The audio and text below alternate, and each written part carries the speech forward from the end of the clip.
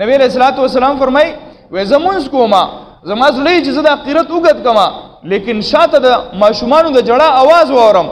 فورا زه د موز مختصر کما چې اسینه زما د وجنه ماشوم ته یو مور ته تکلیف ونه رسي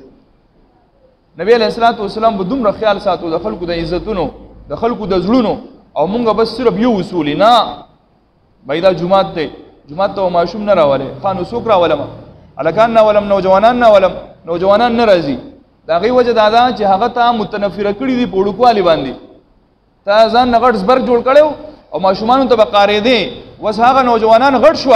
چې کله هغه غټ شو نو تا وته پوډکوالي باندې د مسجد عظمت نه خوولې تا کټار کړیو وس هغه سړی ته تپړی ما چونه راځي جمعات ته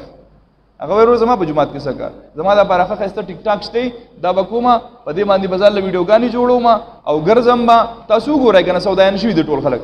بس دا ټیک ټاک په زین ختی په دا موبایل په زین ختی دي او ته د مينتونه کوونه راځي جمعات دا هغه مین وجه دا چې تا د جمعات نه کټار کړی دي یو قول د چالي غلې چې کله د جمعات د اخیری صفونو نه د ماشومان اوازونه ختم شو نو بیا دا وخت د امت تباہ کېدو دی تباہی دی بیا او مون خلک د ماشومان او باز تاسو ته نه ماشوم پرې دا جمعات ترازی خیر دی یو ځل به میچازیو کی دو ځله بو کی به پوښ طریقه به عزت کی چل به عزت کی یو ځل بس خواجه مې راوړي بل ځل به راوړي چل به عزت کی کنه صحابي راغې نوې مسلمان شوی دی په طریقه نه پويږي څنګه مسجد ته راغې او مسجد کې کېناستو ایک بول ورغلې وځو ایک شروع کو صحابو بس زر توري وست ته په جمعات کې دا چل نبی علیہ الصلوۃ والسلام وته نه خلار شي ودرېږي صبر دې پرې دې پاریخ واستد نبی علیہ الصلوۃ والسلام نو موجت سره نبی علیہ الصلوۃ والسلام پرې دې فارغ شي هغه چې فارغ شو کنه او را پاسې دو نبی علیہ الصلوۃ والسلام بیا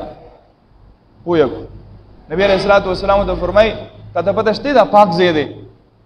دا جمعات ته دا الله کور دی دا الله په کور کې دا ګنده سيزونه مناسب نه دي بیا چرته انده د پر خیال کوا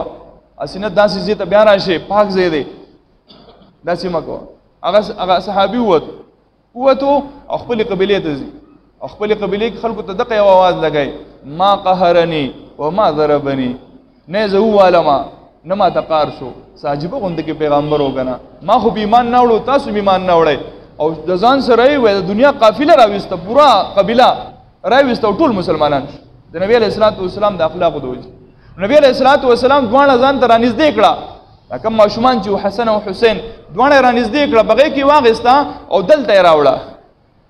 او دوه سره بلاس کې نیول یو بدلاس کې یو بدلاس کې دي او نبی عليه الصلاه والسلام فرمایل دا اولاد چې کوم دي ډیره لویه فتنه ده دا اولاد ډیره لویه فتنه ده د دې د وجنه انسان ازمایلی کیږي د دې د وجنه انسان ازمایلی کیږي په ازمایش کې راځي